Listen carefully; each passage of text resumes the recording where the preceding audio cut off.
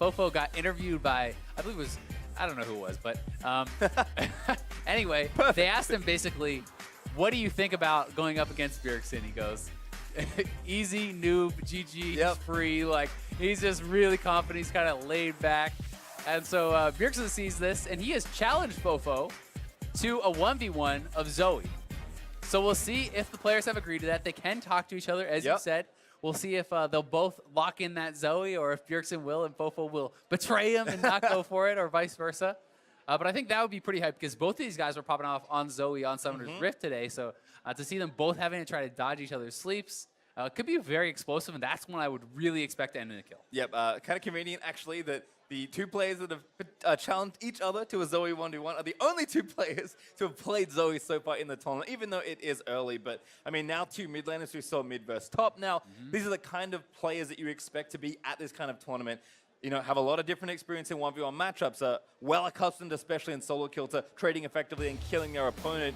There's a reason mid laners are often hyped in 1v1 tournaments, and we'll see what they can bring here as Bjergsen going to start things off by banning Rise. I mean, their lane is such a focal point in League of Legends, the 1v1. You know, so many of these 1v1 players are from the mid lane because of the focus on how important it is, even in Summoner's Rift, right? You talk about how some of these players will not have practiced a lot for it, but these guys are kind of practicing that just by playing in solo queue, because a lot of the mages can be very strong. They do play some of the strong dueling marksmen. Things like Corki and Lucian are obviously marksmen that mid laners play a lot of, so very interested to see what they are going to go for, but Bjergsen banning away the Zoe, so I guess that is off the table already. I hope he asked him before he did that. A little bit rude there from Bjergsen perhaps, but Zoe is off. Misfortune Victor Talia. Never mind, there's a single hover from Bjergsen. Not quite locked in just yet. It is blind pick. There's the lock from FoFo. Bjergsen could just be going straight up for what he's comfortable with.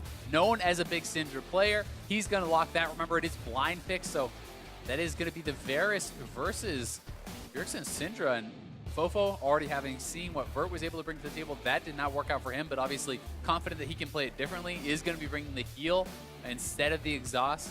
Certainly expecting quite a lot of Varus in the 1v1 tournament, actually, but Bjergsen, I think, again, kind of doing the right thing here. We'll see exactly what summoners they settle on. Right now, it's very defensive for them both, but of course have options to change, and do get to see your matchup moving into the game and adjust a couple things here and there. If I can just see Bjergsen checking his runes, you can change them there as well, but looks like he is happy with what he settled with, and this will be a fun one. Not a mid laner for FoFo, but certainly two very good-looking mids early in this tournament. And something that has been played mid in the past. You know, if you have been around League of Legends for a long time, Varus did used to be played kind of straight up as that poke champ in mid. It is going to be, again, airy and common. Probably going to see a lot of these in the tournament if it is going to be based around the poke. But I do think that there's more of a chance of Bjergsen kind of ooming on the Syndra than there really was of Faker on Nasus. So it'll be interesting to see if FoFo can kind of outlast him. He did end up actually changing over to the exhaust. So again, mirrored summoners here, barrier and exhaust. Can already see Manifold Burn, as expected, taken by Bjergsen just based on the glowing blue of his health bar. But certainly did stick with those defensive summoners. Again, probably see a lot of those here in the tournament. FoFo not going to eat that first Q. In fact, draws the first bit of damage. Hail of arrows into that Comet proc, and Bjergsen just going to go back. This is something you can do on this map. And it's actually a pretty interesting start here from FoFo. So Boots, 4-pot, a lot of it is coming down to kind of how effective this start is based on how many skill shots can you dodge, right? How much can you actually avoid from the Syndra, because you don't really have any combat power from it. It's just the added move speed. If you can dodge a lot of Syndra's skill shots, all three of them are skill shots, then it can become very, very effective. And you also have access to quite a lot of sustain with the 4-pot start here. So if he can dodge out some of Bjergsen's abilities and tag him with a lot of his own, Bjergsen is only on half the kind of sustain that his opponent has. So FoFo could play this patiently and look to kind of just push his opponent out. Well, Bjergsen getting that harass started, but FoFo again getting it going with the Comet after the E. Kind of fun point of pride between these two as well. FoFo, one of his bigger international stages here after leading his team to two good-looking victories. Bjergsen, of course, a former 1v1 champion as well at the All-Star event. So both of these players looking to move on. And unfortunately for this event, it is best of one, single elim. Moving, at least until you move into the later stages, so not a lot of room for mistakes. No, not at all. And it's going to be some really tight competition, because I do think players are starting to take the 1v1 more and more seriously, kind of as a point of pride, right? It is this thing where there's no excuses really on the table. It is just you versus your opponent. It is not your team versus their team. And these guys want to show that they are the most dominant player on the Rift, that they can crush some of the competition. Yep, my hope for fun died when Grass of the Undying Caitlyn was a thing. As Bjergsen actually taking a little too much damage here from FoFo, missing all his early skill shots here thanks to those boots and some deft movement there from FoFo. So Bjerg forced pretty far back towards this turret. Again, a nice dodge there of the Dark Sphere from FoFo. And when you lose control of the health pack like that, then that's essentially another full potion giving over to your opponent. So it's almost like you're in a situation where it's 5-2 as far as that regen goes, unless Bjergsen can reestablish control. But he's already had to use both of his potions. Still 3 left for FoFo. He does have the mana flow ban, so although he's a little bit low now, he's going to be able to regen quite a bit on that next spell. Let's get a bit back there. Bjergsen just trying to keep the wave in a more comfortable spot, but FoFo is up more than a wave of minions right now. Bjerg again trying to hit back, but the turret also hits harder in this game mode too. It's not as easy as it is in SR to last hit those minions once they move towards the turret, and FoFo just playing up and aggressive, not afraid at all. Even going to start doing some turret damage as well. Yeah, and he's CSing very well. You know, already a couple CS ahead of there of Bjergsen, and Bjergsen is going to have to base. FoFo is actually going to decide to match that. I would have liked to see him try to pull up those minions and kind of clump them up, because if you do actually group them and then you base, more of your minions are going to be killed off by your opponents, but it looks like they've kind of stacked up anyway, so he is going to still have the benefit of that pushing towards him. That's going to give him even more of that CS advantage, and he's going to have a pretty nice buy, but actually pretty aggressive here. He didn't decide to go for the Doran's Blade. He's going double longsword to Bjergsen's Doran's Ring plus cloth armor, so this is a bit atypical to what we have seen in the past. Where people do really like to kind of just stack those Dorans because of their efficiency early on. Yeah, well, again, a bit more damage there. Aries starting to do a bit of work as well for Bjerg. FoFo a touch behind on XP, but does tip over level 5 as the minions again need to get shut down under this turret.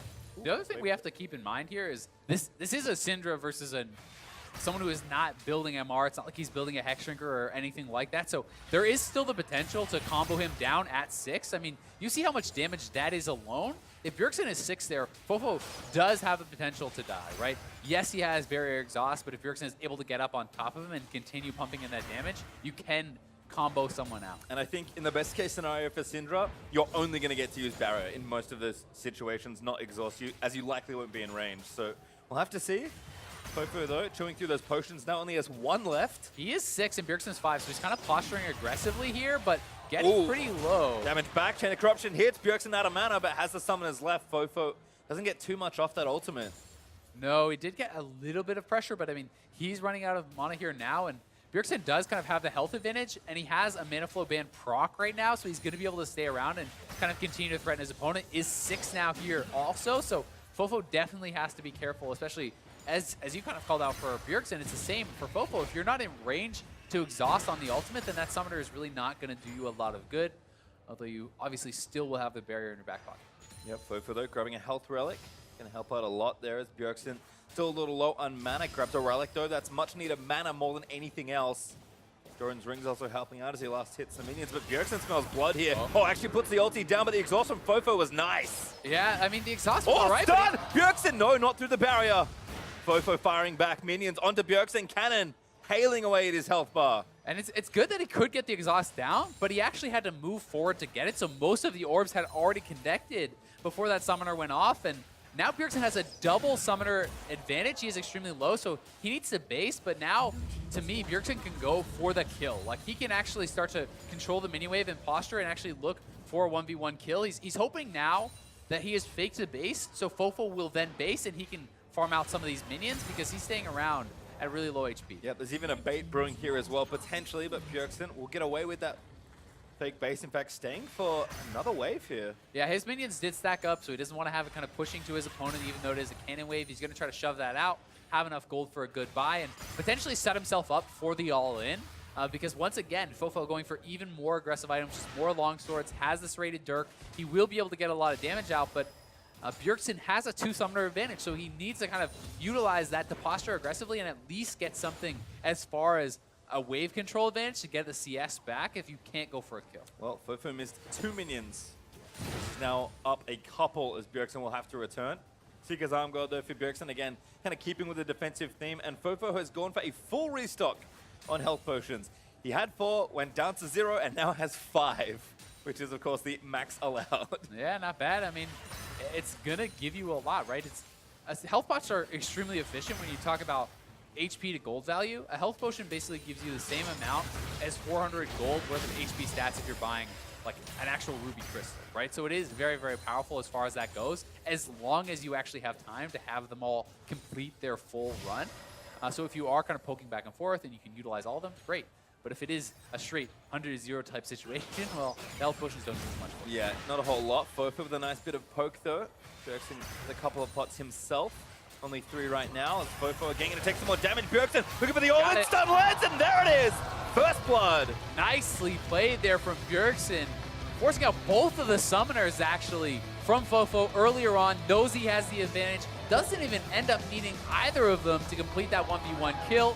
Very well played from TSM's mid laner, and he's going to be moving on now, and that could set up a potential, well, it actually does set up the matchup with Faker, because they, I believe, do meet in the second round of the bracket, which would be tomorrow. Well, we'll have to have a double check on that one, but certainly exciting if that is the matchup we have coming up. Bjergsen not defending a title, unfortunately for Kimber, looking for a second 1v1 All-Star title. Uzi, of course, also in the hunt. We'll see him later in the tournament, but there are some killers out there as FoFo makes an unfortunate early exit from this portion of the tournament. Still plenty for him to play for. So watch this one again. FoFo's just cornered at this point. Yeah, and I mean, Bjergsen knows it. He can posture so aggressively because...